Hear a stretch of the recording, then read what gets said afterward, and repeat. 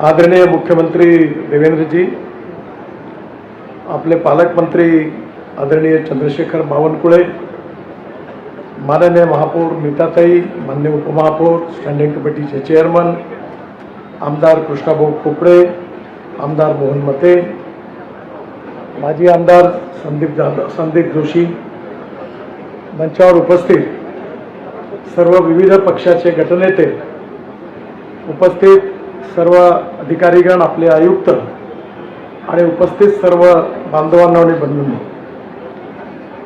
बऱ्याच दिवसानंतर आपल्या महानगरपालिकेमध्ये 476 सफाई कामगार आणि सरळ सेवेच्या भरतीमार्फत 103 अशा 579 आपल्या लोकांना नियुक्तीपत्र मिळत आहेत।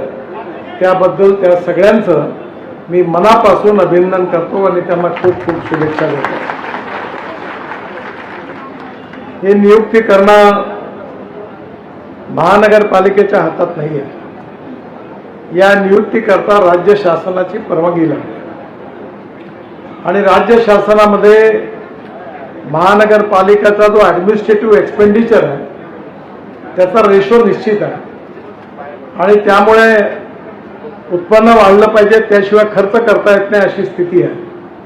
त्यामुळे अनेक वर्षे याला मान्यता मिळत नव्हती, पण देवेंद्रजी मुख्यमंत्री झाल्यामुळे आणि आपल्या महानगरपालिकेचे ते माजी महापौर देखील राहिले असल्यामुळे त्यांना ही वस्तुस्थिती माहीत होती आणि म्हणून त्यांनी परवानगी दिली, म्हणून हे यांना नियुक्त्या मिळालेल्या आहेत। याबद्दल देवेंद्रजींना मी मनापासून धन्यवाद देतो आणि त्यांचं अभिनंदन करतो।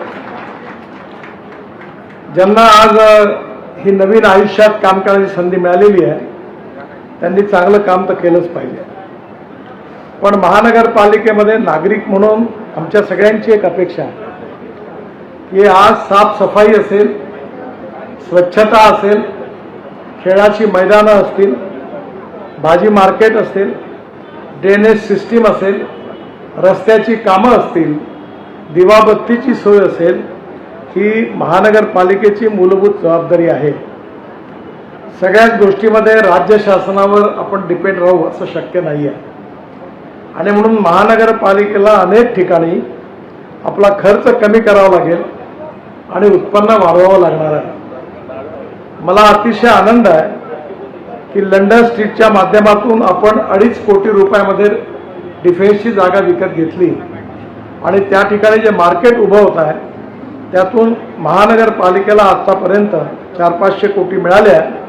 अजून जवळपास 1500 कोटी रुपयापर्यंतची कमाई त्यापेक्षा जास्त या जागेमुळे होणार आहे। आपण नागपूर शहरामध्ये अनेक मार्केट उभं करण्याचं ठरवलेलं आहे। त्याही मार्केटमधून आपल्याला स्वाभाविकपणे पैसे मिळणार आहे, पण ही मार्केट तयार करत असताना विशेषतः ई-लायब्ररी असेल, वाचनालय असेल, स्विमिंग टँक असेल आणि व्यायाम करण्याकरता व्यायामशाळा असेल आणि खेळण्याच्या सुविधा असतील, त्या गरीब माणसाच्या मुलांकरता उपलब्ध करणं हेही पण महानगरपालिकेचं कर्तव्य आहे। आपण 24 तास 24/7 ची पाणीपुरवठ्याची योजना यशस्वीपणे राबवली। आज कचऱ्याच्या बाबतीत देखील आपल्याला दरवर्षी रेटिंग मिळण्यामध्ये अडचण जात होती, पण आज कचऱ्यामध्ये सॅग्रिगेट करून आपण 6 टनापर्यंत आता बायो CNG निघालेला आहे, तो 28 टनापर्यंत निघणार आहे आणि वेस्ट टू वेल्थ हेही पण स्वप्न महानगरपालिकेने पूर्ण केलेलं आहे। देशामध्ये 24/7 पाण्याची योजना राबवणारी महानगरपालिका आहे। अनेक भागामध्ये कुठेही पाण्याची टंचाई नाही आहे। महानगरपालिकेमध्ये जुन्या काळामध्ये केवळ पाण्याकरता मोर्चे येत होते, आता ते मोर्चे जवळपास संपलेले आहेत, पण अजून काही भागामध्ये 24 तास पाणी मिळत नाही, ती योजना पूर्ण करायची आहे। या सगळ्या माध्यमातून काम करत असताना महानगरपालिकेने विशेषतः खेळाची मैदानं करावी म्हणून बावनकुळे साहेब पालकमंत्री आपल्या ज्यावेळी मागच्या वेळी होते त्यांनी मुख्यमंत्र्यांना विनंती करून आपल्याला काही पैसे दिले होते। आपल्याला खेळाची मैदानं उत्तम तयार करायची आहेत, बगीचे चांगले तयार करायचे आहेत, जनतेचं जीवन सुसह्य करायचं आहे आणि त्याकरता कर्मचाऱ्यांची भूमिका अतिशय महत्त्वाची आहे।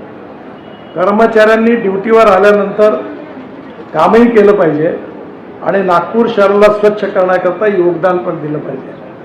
महानगरपालिकेचं प्रशासन पण ट्रान्सपरंट आणि भ्रष्टाचार मुक्त झालं पाहिजे.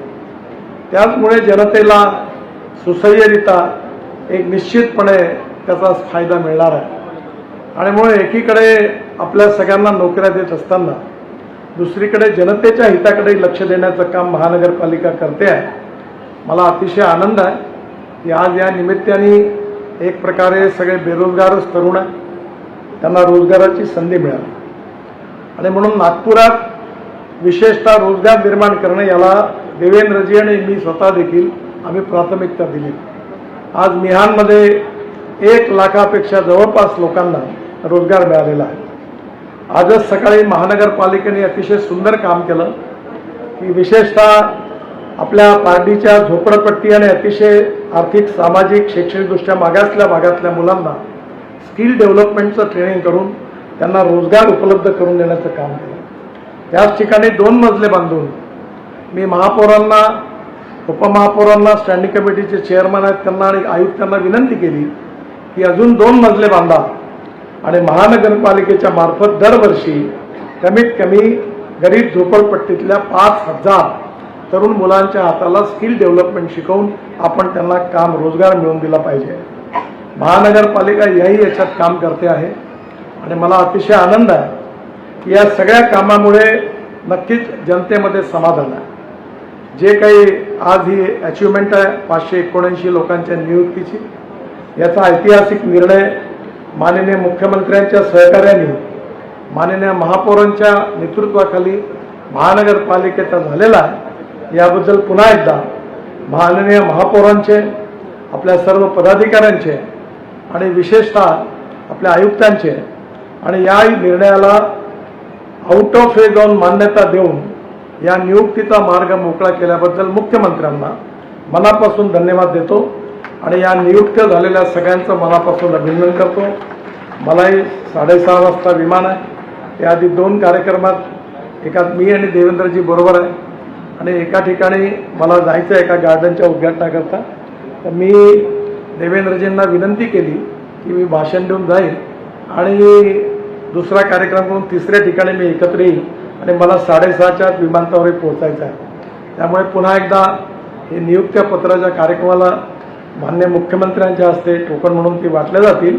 त्या सगळ्यांना पुन्हा एकदा शुभेच्छा देतो आणि आपल्या सगळ्यांची जाण्याकरता अनुमती मागतो. खूप खूप धन्यवाद. नमस्कार.